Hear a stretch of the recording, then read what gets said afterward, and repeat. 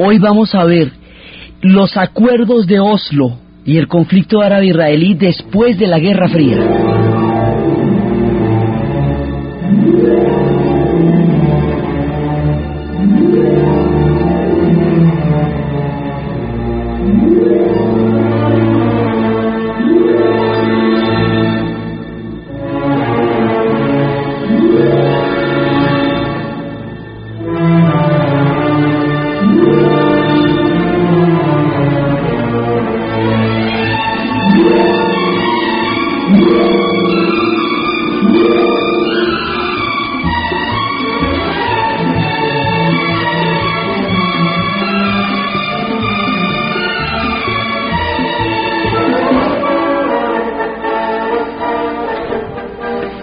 Después de la Guerra Fría, se hace posible uno de los momentos más esperanzadores en la historia de finales del siglo XX, teniendo en cuenta que lo recorrió casi todo, y es el momento de los acuerdos de Oslo entre Israel y Palestina y entre Israel y el mundo árabe.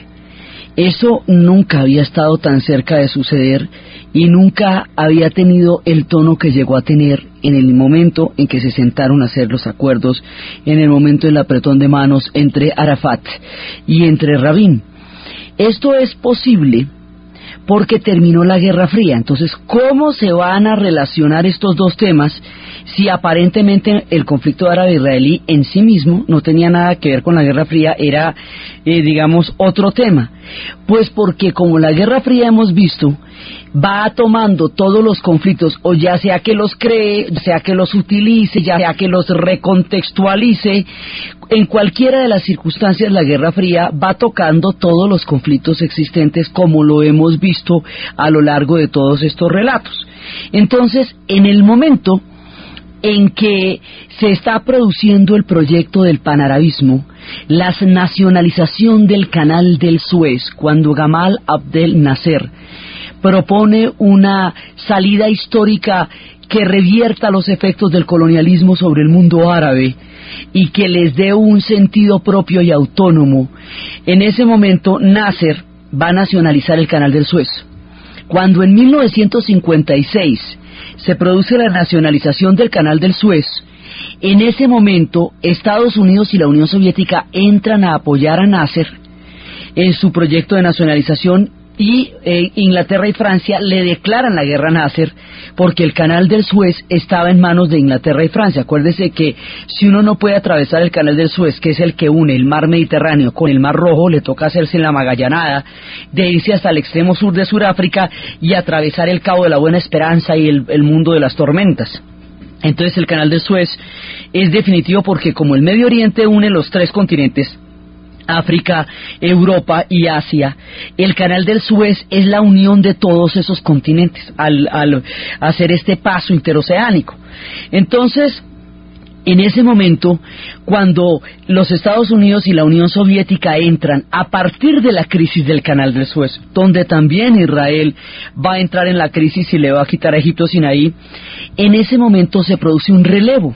Ahí salen Inglaterra y Francia, que era lo que había colonizado esa zona desde comienzos del siglo, desde la repartición del Imperio Turco Otomano, y entran los Estados Unidos y la Unión Soviética. Al entrar, inmediatamente esto se va vinculando a la Guerra Fría de la siguiente manera. Nasser va a hacer un proyecto faraónico que lo va a inmortalizar a la altura de Ramsés y de Tutmosis. Nasser va a hacer la represa de Asuán, y la represa de Asuán es una obra de una monumentalidad que a uno no le cabe en la cabeza. Esto es una cosa, el lago Nasser es descomunal. Esto es canalizar las aguas del Nilo y crear una hidroeléctrica para poder abastecer de energía al Egipto moderno, y para eso fue que tocó hundir Abu Simbel y montar los templos de Abu Simbel 200 metros más arriba en la montaña, empotrados de manera que cuando llegue el sol de septiembre se iluminen las tres figuras y permanezca en la oscuridad Tot, el dios de las tinieblas. Esto, digamos, es una obra, la obra. Cuando va a hacer la represa de Asuán, le pide el apoyo a los Estados Unidos, ya superada la crisis y todo eso, y los Estados Unidos le ponen unas condiciones de financiación y de crédito muy complicadas, tan complicadas que no son viables. En ese momento Nasser le pide a la Unión Soviética que le preste, digamos, que le patrocine la creación de la represa de Asuán, y la Unión Soviética, ni corta ni perezosa, a lo largo de todo el relato le hemos dicho que nunca dieron papaya, ellos financian la obra.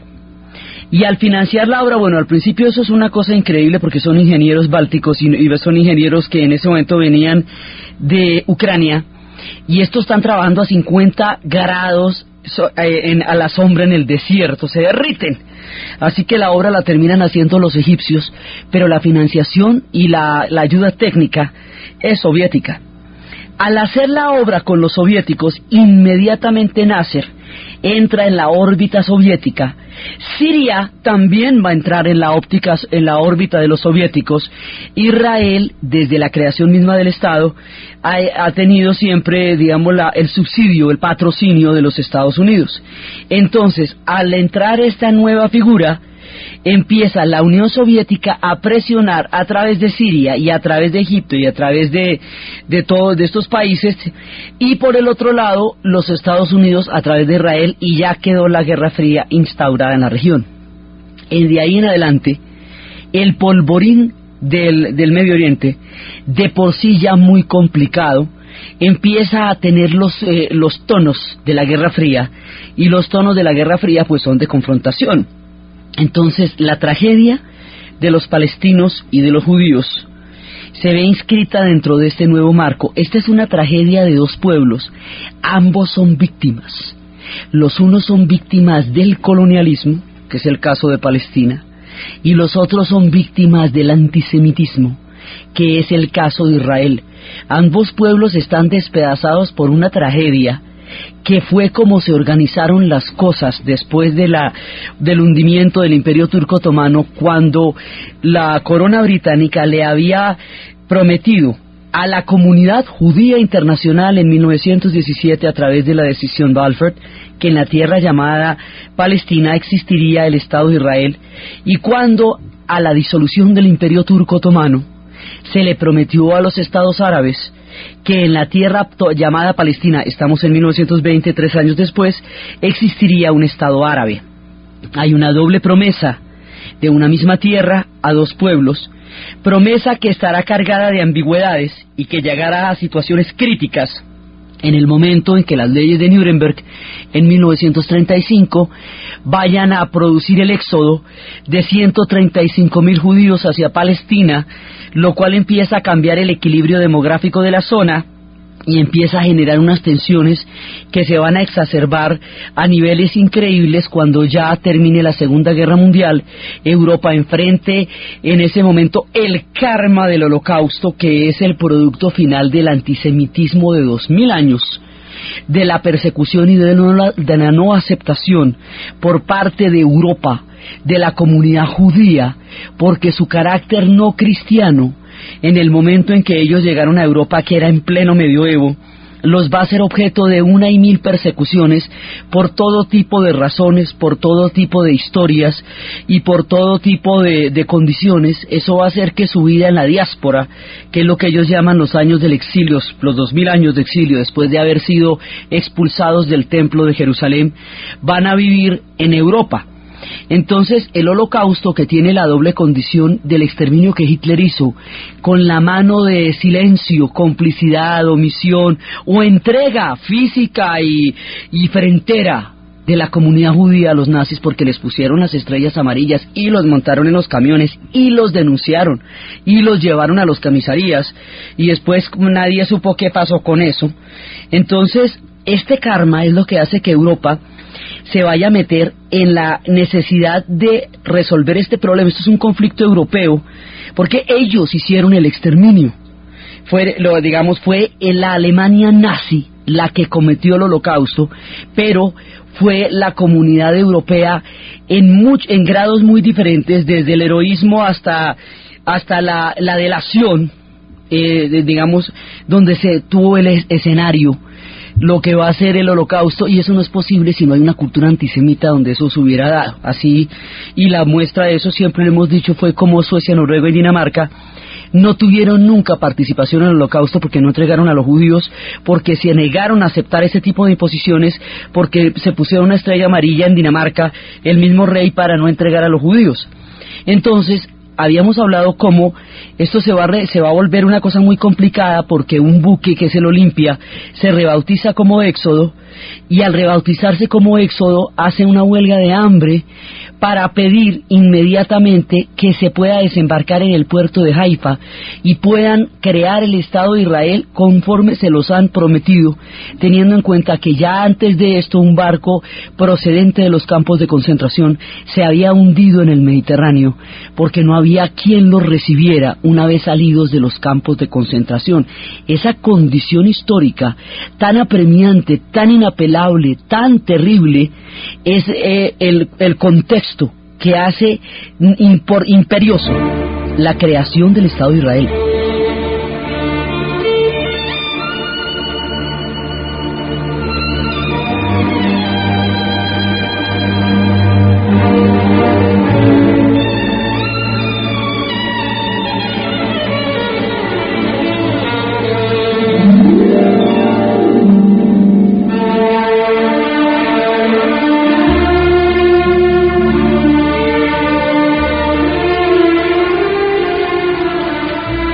Así que el Estado de Israel se vuelve una necesidad sin la cual no hubiera sobrevivido la comunidad judía mundial. Recordemos que el proyecto era asesinar 17 millones de judíos y 6 murieron junto con muchos otros pueblos, junto con los gitanos, junto con los republicanos españoles, comunistas, anarquistas, pueblos de todas partes en los campos de concentración durante la Segunda Guerra Mundial. Entonces, la creación de este Estado se vuelve un karma histórico de los europeos, y eso se va a descargar sobre el pueblo de Palestina. Entonces, el final del éxodo de la diáspora judía se convierte en el comienzo de la diáspora palestina. Entonces habíamos visto cómo en el momento en que se crea el Estado de Israel se propone una partición con Palestina, partición que no es posible, digamos que no se considera en ese momento, porque era romper una casa por la mitad para recibir a un pueblo que hacía 2000 años estaba afuera y que decían los territorios bíblicos entonces que debía estar ahí, pero los mismos territorios bíblicos y los mismos textos apoyan el mismo derecho por parte de los palestinos. Entonces empieza, digamos, esta tragedia que se va a expresar a lo largo de 5 guerras. La primera por la creación del Estado en el 48, cuando los países árabes le dicen a los israelíes, a los palestinos, que huyan porque va a haber un ataque fulminante. Los palestinos huyen y en el ataque Israel gana. Los que no huyeron van a empezar una cadena de horror y van a ser asesinados a sangre y fuego en Der Yassim. Y luego empiezan todas las retaliaciones. Entonces es la primera, la del 48. La segunda es la del 67, que es la de los territorios ocupados, que es cuando a Gaza, a Egipto le quitan la franja de Gaza, a Jordania le quitan la margen occidental del río Jordán llamada Cisjordania, y a Siria le quitan los altos del Golán. Estos territorios, Gaza, Golán y Cisjordania, son los que se llaman los territorios ocupados, y son los territorios que Israel obtuvo después de la provocación y el ataque de la Guerra de los 6 días, pero que no son los territorios asignados por la ONU. Entonces, todo el esquema de la paz en el Medio Oriente pasará por la devolución de estos territorios, que son los territorios ocupados, que son los que han estado desde ese momento en manos de los colonos. Entonces ahí, después del 67, la guerra adquiere un carácter de no retorno, se vuelve cada vez más violenta y la Guerra Fría le echa gasolina a este incendio permanentemente y cada uno presiona por su lado, y entonces estos se están matando con Kalashnikovs y mini Uzis permanentemente. Entonces después viene la del Yom Kippur, que es una guerra en el 73 en la cual hay por primera vez un equilibrio. Todas las anteriores las va a ganar Israel.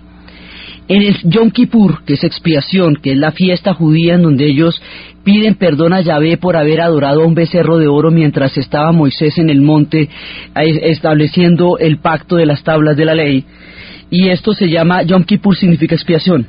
el día del Yom Kippur, cuando estaban en la celebración, se dio el ataque combinado de los países árabes contra Israel.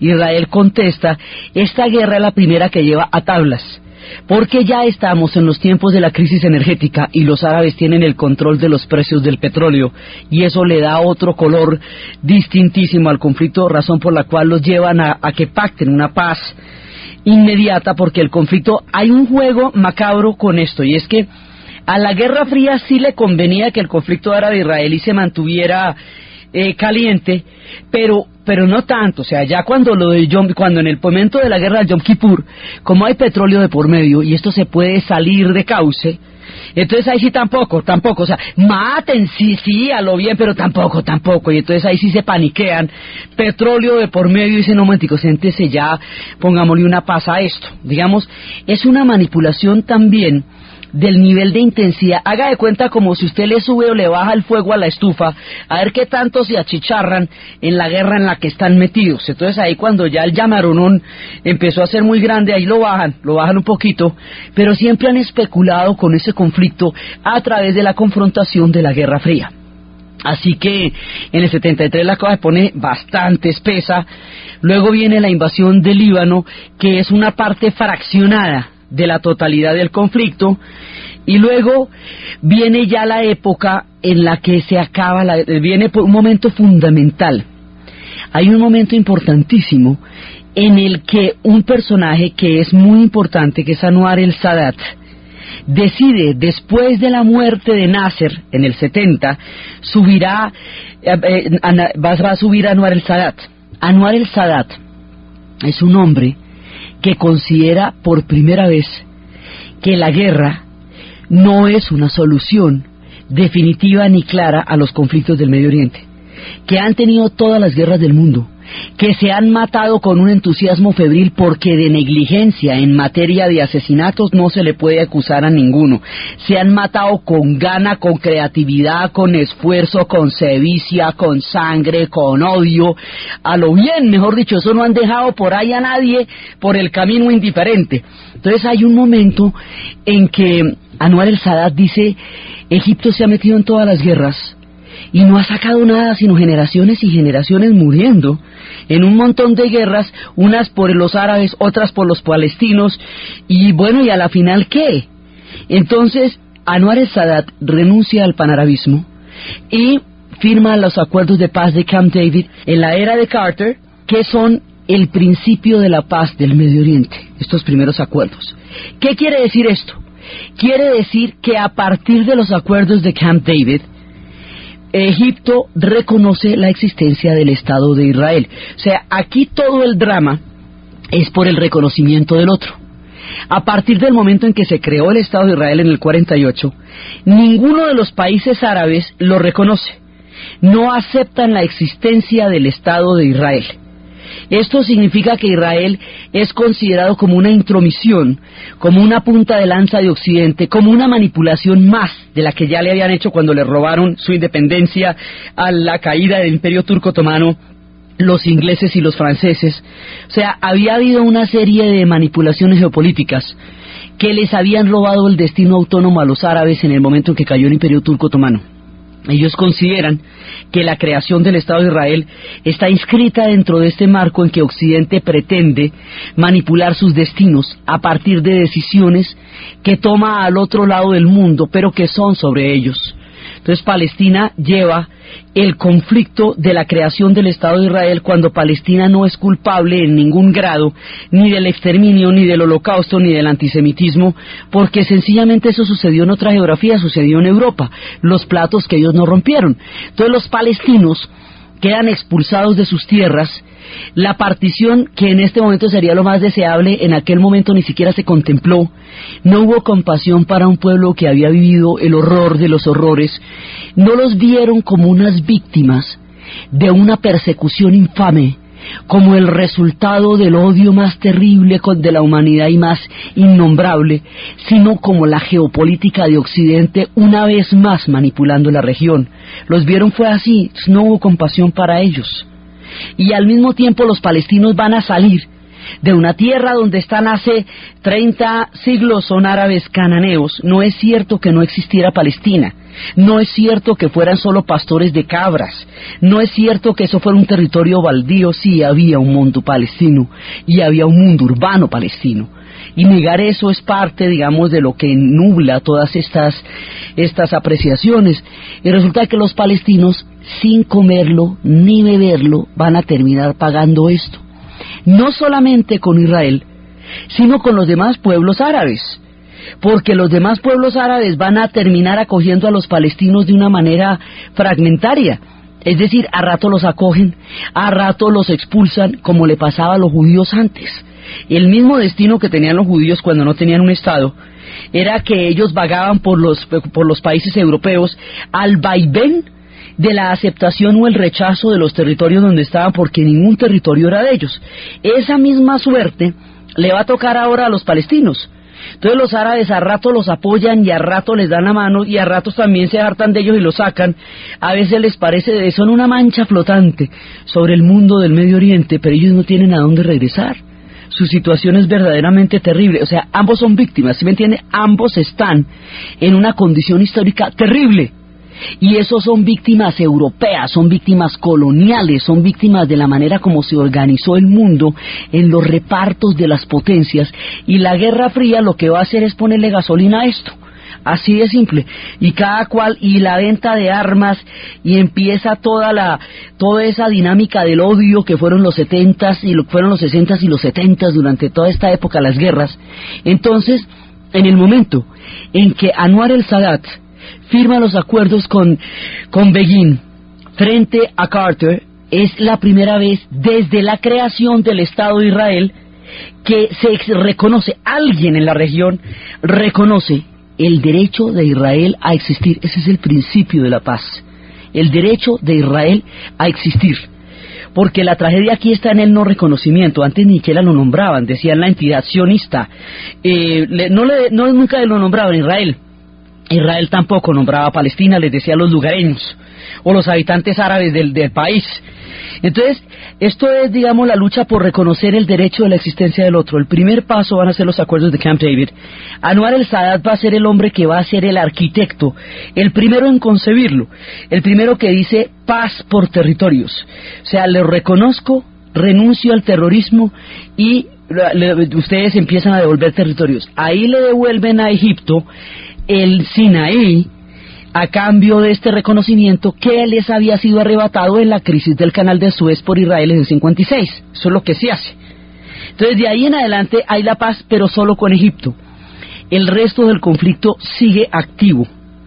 Cuando termina la Guerra Fría, cuando la Unión Soviética ya no tiene intereses en la región, como no los tiene en el resto del mundo, cuando se desmorona, cuando todo esto sucede, los Estados Unidos entran a jugar un papel hegemónico y unipolar en ese instante, y esta es la primera parte, es el final de la era de Bush papá.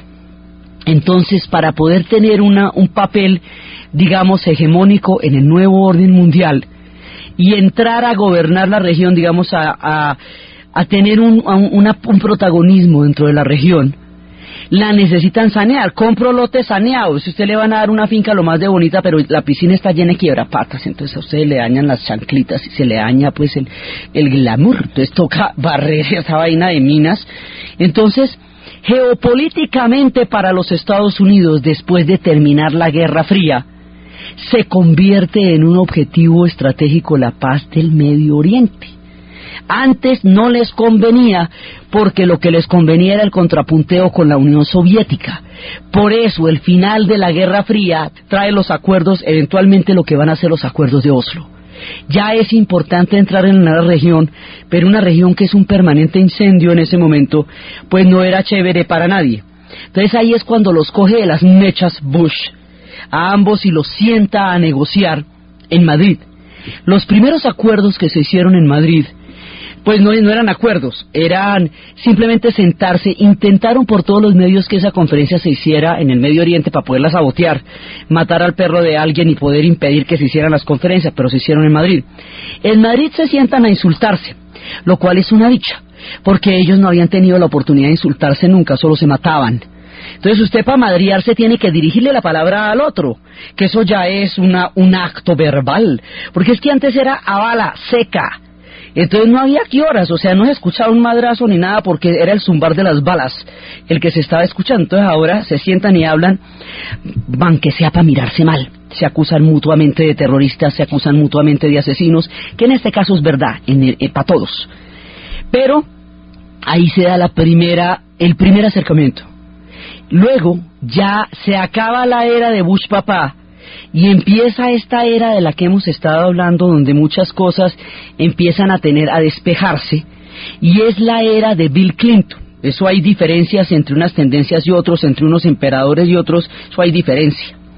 Entonces, la era Clinton es una era conciliadora, donde los Estados Unidos pretende ser más que un mediador, un garante de la paz del Medio Oriente, o sea, un mediador que, aparte de llevar a los dos pueblos a un terreno común, cosa que no era posible porque Estados Unidos estaba totalmente inclinado del lado de Israel durante la Guerra Fría. Ahora, en esta nueva modalidad, Estados Unidos estaba interesado en ser un mediador que además fuera un garante, y esto es lo que va a llevar a los acuerdos de Oslo. Ahí es cuando se van a sentar a pactar una paz. Entonces, ese es un momento definitivo, porque ahí es donde se abre por primera vez, ya con un nivel de estrategia global, la posibilidad histórica de la paz en el Medio Oriente.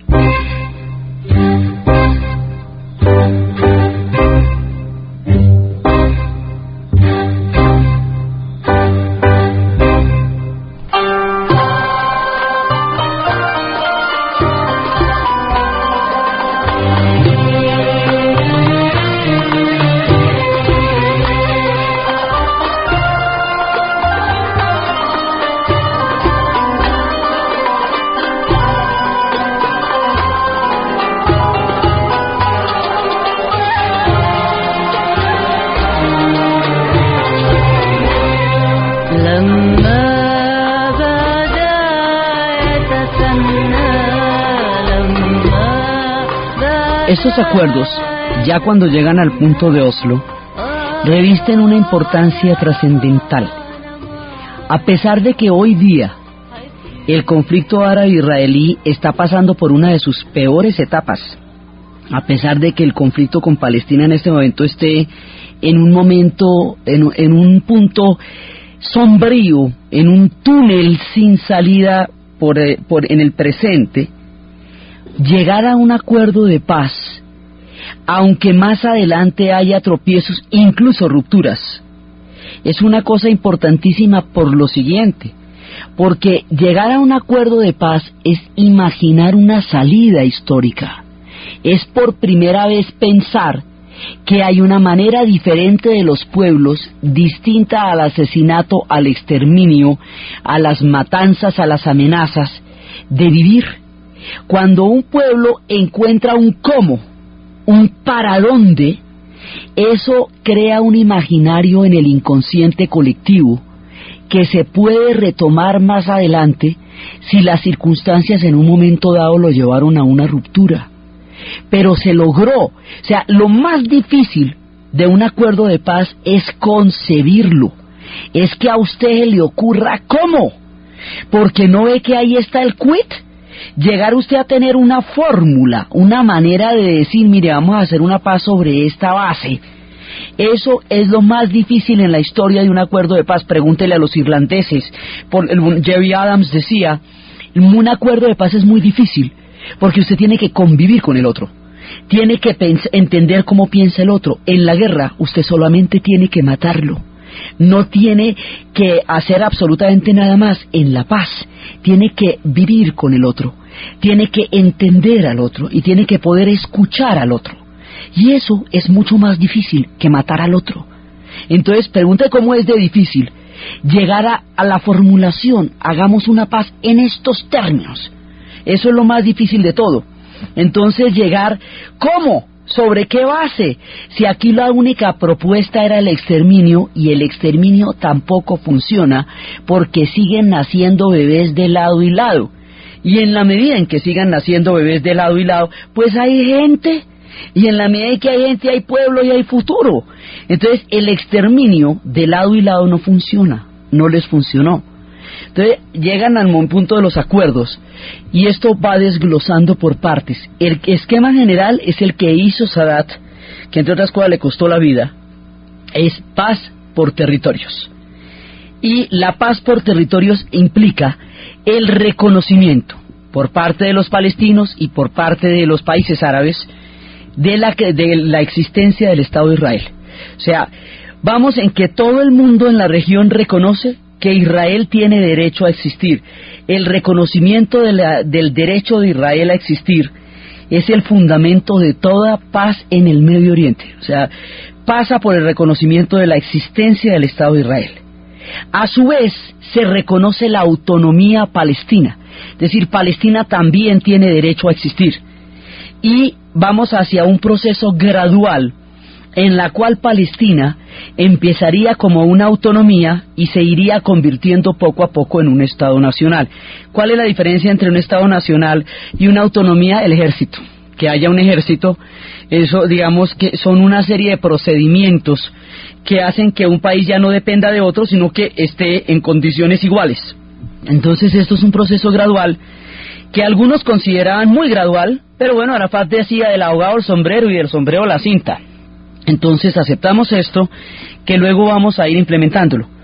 Ahí es cuando ondea por primera vez en la historia desde el momento de la tragedia para el pueblo palestino la bandera palestina. Empieza la autonomía, empieza una nueva mirada y hay una figura de la grandeza, de la talla histórica de Rabin, que es el que está liderando y es el que está tutelando todo este proceso.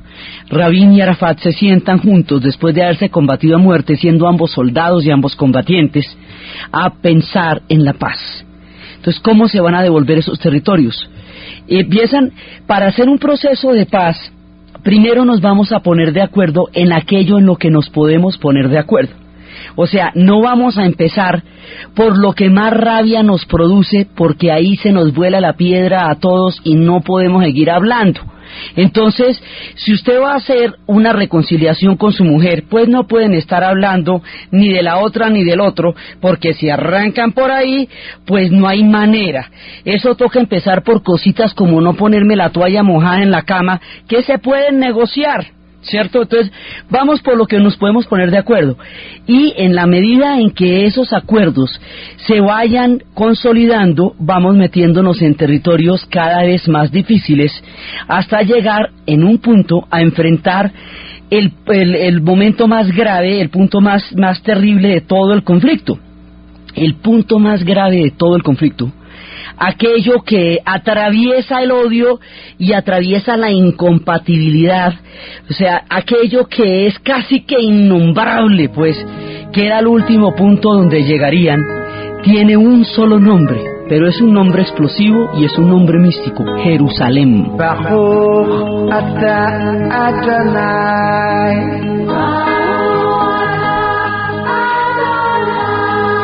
Baruch haba Yerushalayim,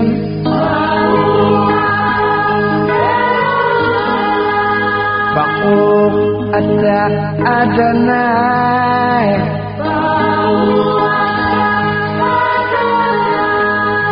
Baruch haba Yerushalayim.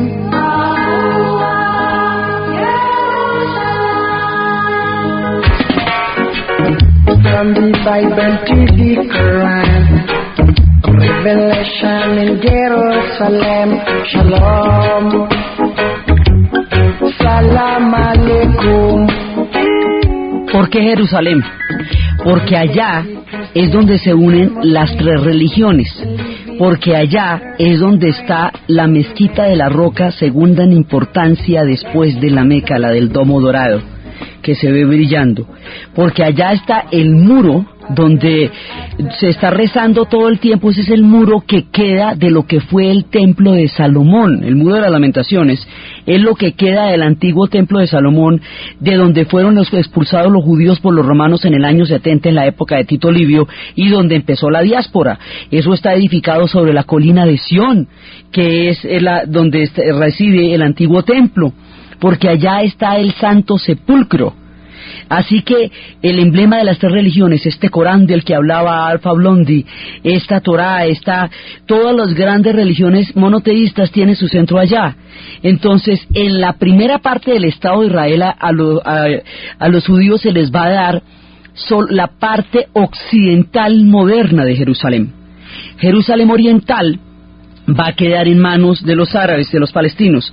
Después de la guerra de los 6 días, Israel ocupa la totalidad de Jerusalén y la ONU le había dicho que la declarara una ciudad abierta por su carácter multirreligioso, pero la declaran capital del Estado, y los palestinos que están en Jerusalén oriental van a quedar en condiciones de sometimiento a lo que pasó después de la guerra de los 6 días. Por eso es que la guerra de los 6 días es tan supremamente complicada y es un punto casi irreversible del conflicto. Entonces, en Jerusalén no se pone de acuerdo nadie, porque para Palestina Jerusalén es Al-Qust, es decir, la tierra ocupada, la tierra robada, que aspiran sea en el futuro la capital del Estado palestino. Israel piensa, mientras tanto dice, si no me lo da cogido lo tengo, aquí la tengo y es mía, y mire a ver cómo me saca de ahí. Y mientras tanto los cristianos dicen, pilas, pilas, pilas, pilas, porque no sé que ahí está el Santo Sepulcro y ahí está el centro de la cristiandad y las peregrinaciones a Tierra Santa que todavía se hacen. Entonces no me pongan muy escamosos, pues, porque ahí está, ahí tenemos todos que ver. Entonces Jerusalén es el corazón del conflicto. Por eso ni siquiera hemos llegado jamás en ninguno de los puntos de conversaciones a tocar el tema, porque es tan complicado que la cosa era ir de a pedacitos. Vamos a desocupar un pedacito de Gaza. Esto, mire, el ejército de Israel se va a retirar en una serie de fases de tanto tiempo. Entonces hay zonas intermedias donde se ha retirado la mitad, y otras donde no se ha retirado, y otras donde se ha retirado otro poquito, y entonces pasa que un palestino tiene la casa en una zona donde se está retirando el ejército, pero el patio en una zona donde todavía están, entonces se va tomando el café en la zona donde todavía están. Ese territorio es muy chiquito, esto es del tamaño del Quindío. Entonces, las zonas de del conflicto, de retirarse, de andar, son zonas que tienen la distancia que hay entre los pueblitos de Quindío en el eje cafetero, porque uno se imagina por las palabras que son zonas muy grandes, pero es un conflicto muy grande en un territorio muy pequeño. Entonces, empiezan a cumplirse los acuerdos y ahí empiezan a haber una cantidad de problemas, porque pasa lo siguiente: cuando se logra un acuerdo de paz, que es lo más difícil del mundo, siempre hay extremas que consideran que no están de acuerdo con eso. O hay a quienes les conviene la guerra, o hay quienes no. Hay quienes hacen negocio de la guerra y están muy bien en la balacera, y hay quienes consideran que fuera de la guerra no hay vida, porque solo viven en el odio. Y esos son, digamos, los que hacen más complicado un proceso. Aquí las dos extremas son, en el caso de Israel, los colonos, porque los territorios que hay que desocupar y devolver son los de ellos, los que ellos empezaron a trabajar desde el día del 67, donde hicieron florecer el desierto, y donde consideran que es que Yahvé les devolvió esos territorios, porque así constaba en la Biblia, y entonces la prueba de que esos territorios eran de ellos es que Yahvé se los devolvió en la guerra del 67. Imagínese usted dónde está la notaría en donde Yahvé dijo tal cosa. Si Yahvé no tiene, es el innombrable, no tiene nombre, no tiene imagen, ¿cómo le vamos a verificar a Yahvé que eso fue lo que dijo para el pueblo judío? El Hamas, que es una tendencia religiosa, porque la idea es laica, o sea, la idea de la paz es laica, que no haya, digamos, ningún predominio religioso en ninguna de las dos zonas. Al-Fatah era laica, es laica, y el Hamas es religioso. El Estado de Israel es laico, pero los colonos tienen un partido religioso que los expresa a ellos, que es el Shas, y es desde la fe que hablan. Entonces aquí se nos juntan los conflictos políticos con los conflictos religiosos. Entonces el Hamas considera que toda Palestina era de ellos, y que cualquier cosa que les den distinto de toda Palestina son migajas, y que por lo tanto un acuerdo de paz no puede menos que ser una humillante retorno de la parte por lo que antes era el todo. Entonces se oponen a los acuerdos de paz con un discurso religioso que es terriblemente fanático, de lado y lado. Y en estas tensiones es cuando sucede la tragedia, el magnicidio terrible, el asesinato de Rabin.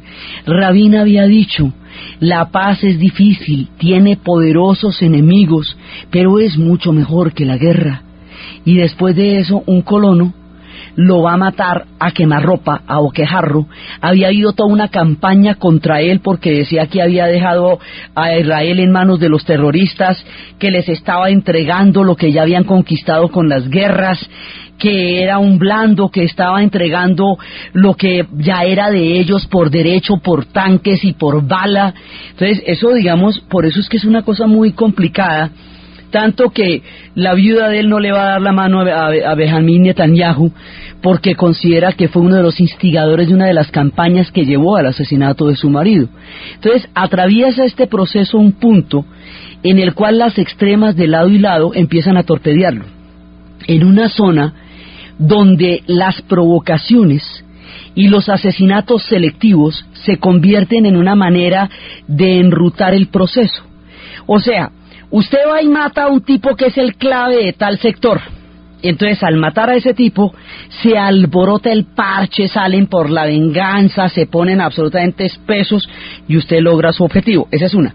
O la otra es pararse en una mezquita o matar a la gente dentro de una mezquita. Entonces llegan y matan a la gente dentro de una mezquita. Entonces la retaliación es una ruta de bus en una ciudad pues en Jerusalén, por ejemplo, que fueron las líneas de buses donde volaban a la gente. Dentro empiezan los hombres suicidas, se suben y vuelan a la gente que va en la ruta de bus. Entonces, después de que vuelan a la gente que va en la ruta de bus, va para la otra de las mezquitas, y después de la otra de las mezquitas va para el asesinato selectivo del otro líder, y empiezan a pilotear la guerra a través de las provocaciones. Es, digamos, una de las maneras más perversas de manejar la esperanza de asesinarla, y es torpedeando los puntos que puedan generar reacciones explosivas, y de esa manera ir conduciendo la guerra por entre un proceso de paz. Eso fue lo que pasó. Y aquí uno se sabe si va primero el huevo o la gallina, que si fue la mezquita, que si la ruta de bus, que si el asesinato selectivo, que si la caminada. O sea, todo eso tiene una secuencia, pero empezar a desenrollar quién empezó es, primero, muy difícil, y segundo, bastante inútil, porque vuelve a la mutua culpa. Es que él, es que ellos, es que aquel, es que aquellos. Entonces eso fue erosionando el proceso de paz. Y luego, cuando ya venga la época, digamos, este proceso estaba maltrechito, porque los atentados empiezan a desmoronarlo. Hay varias cosas que lo van a desmoronar. Por un lado, los atentados; por el otro lado, la falta de agilidad en cambiar las condiciones económicas de los palestinos. La manera de combatir las extremas en un proceso de paz es fortalecer el bienestar de los pueblos que han suscrito los acuerdos.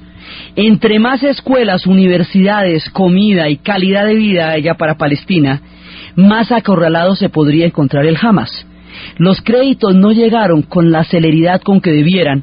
Hubo corrupción también de parte de Al-Fatah, manejo ineficiente de los medios, de los dineros, lo que no se tradujo en una mejora de vida del pueblo palestino, que era indispensable para que la paz tuviera credibilidad.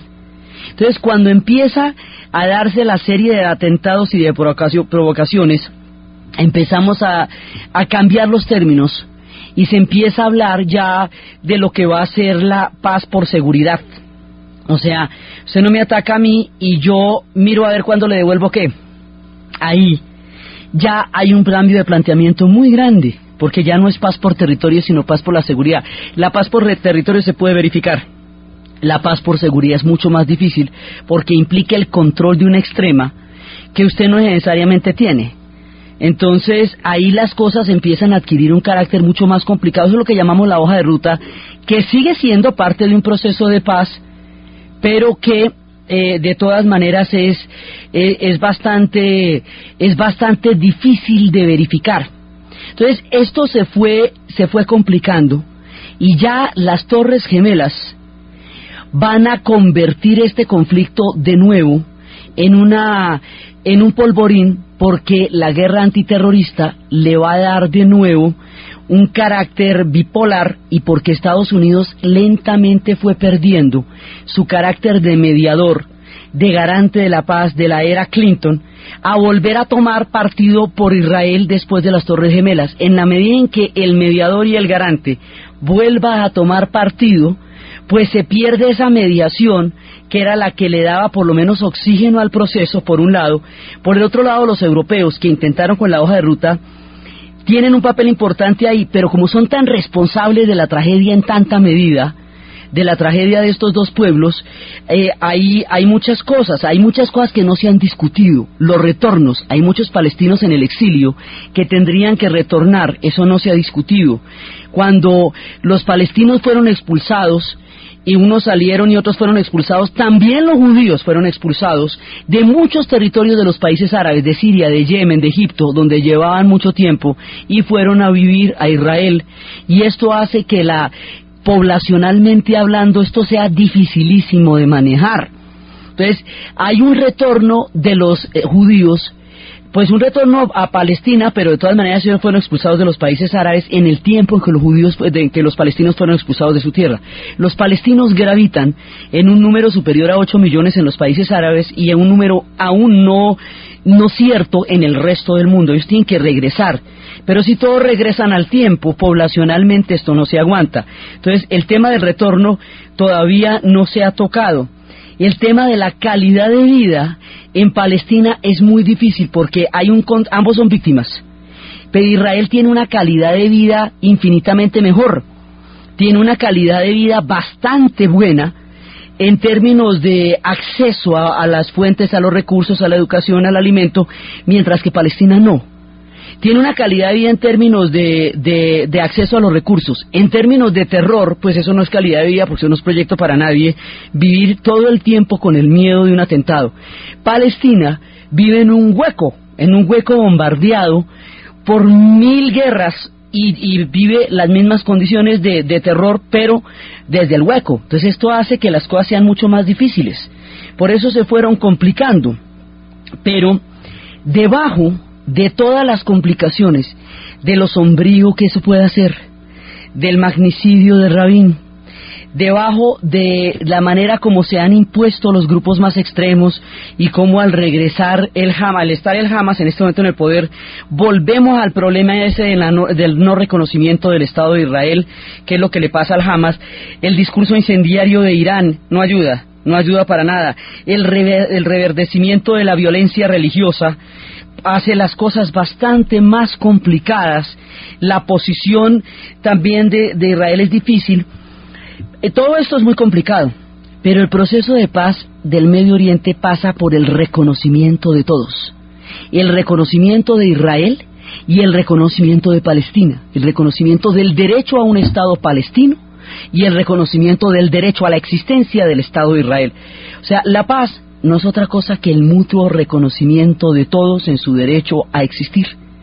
Debajo de los atentados, de los hombres bombas, de los explosivos, de las provocaciones, de los asesinatos selectivos de líderes religiosos a las salidas de las mezquitas, debajo de todas esas de las malas noticias del Medio Oriente, debajo de ese polvorín y de todas esas cosas que vemos diariamente en los noticieros, hay un sector que no es noticia todavía, que no es la de abrir, que no llama tanto la atención.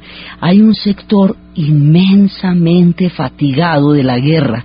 Lo que pasa es que la fatiga no es noticia, pero es una cosa importante. Hay un sector que no quiere ya más la guerra, que quiere aprender a convivir.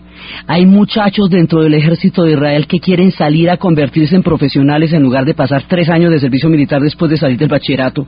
Hay muchachos en Palestina que también quieren una condición distinta al martirio. Hay madres de lado y lado, hay hijos de lado y lado que quieren la paz.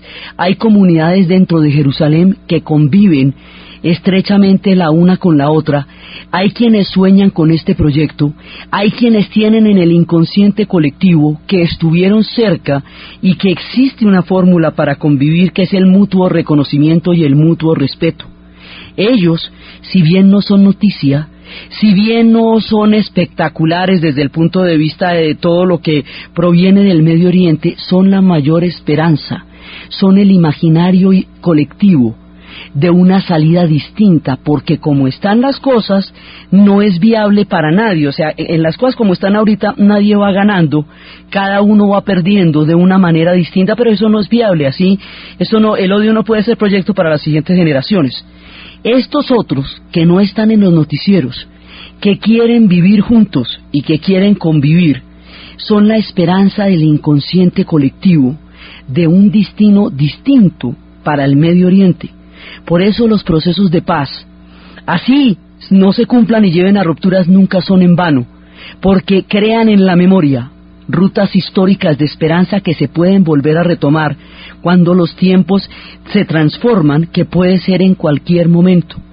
La Guerra Fría trajo, el final de la Guerra Fría, trajo la esperanza al Medio Oriente, y esa esperanza todavía está en el inconsciente colectivo, a pesar de lo duro que pueda ser el presente, y es en ese referente histórico, en el haberse sentado, en el haber conversado, en el haberse puesto de acuerdo en los temas más fundamentales, aunque no hubieran llegado a los más álgidos, en donde está la importancia del fin de la Guerra Fría para el conflicto del Medio Oriente, y en donde está la esperanza de estos pueblos para encontrar un lugar bajo el sol, después de la tragedia del colonialismo, del antisemitismo, de las promesas rotas, de dos víctimas que tienen que encontrar en lo profundo de su corazón el mutuo respeto y el mutuo entendimiento. Esto, digamos, era un capítulo, una mirada por lo que significó el fin de la Guerra Fría en el conflicto del Medio Oriente. Nos queda un tema, el último tema, para terminar nuestra serie de la Guerra Fría, pero no es un tema menor, son palabras mayores, señores, es China y Taiwán y Tíbet, que esto es una cosa fundamental y tiene que ver con el presente inmediato y con el futuro inmediato. Eso es lo que vamos a ver en el próximo programa. Entonces, desde los espacios de la convivencia posible, de la esperanza de una ruta histórica que llegó a formularse, desde la fatiga infinita de quienes ya no ven en la guerra ningún tipo de reconocimiento, ni de salida, ni de propósito, ni de solución, desde la posible esperanza de quienes un día saborearon la convivencia y sueñan con volver a encontrarla más allá de las provocaciones y de las pesadillas. En la narración, Diana Uribe. En la producción, Ernesto Díaz. Y para ustedes, feliz domingo.